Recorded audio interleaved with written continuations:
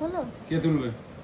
কে তুলবে? দুষ্টুমিটা দেখো শুধু, ওর বাবা এটা তুলে দিচ্ছে আর ও এটা ফেলবে। এটা খেলা,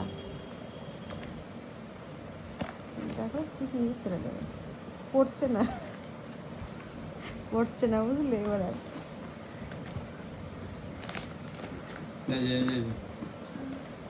তোমাকে আর কষ্ট দেবে না।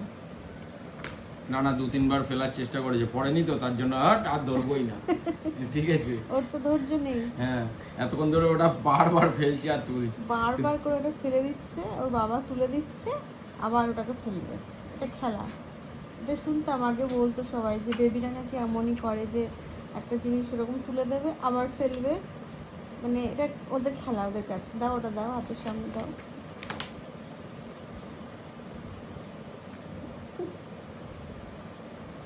তো দুষ্টুমি।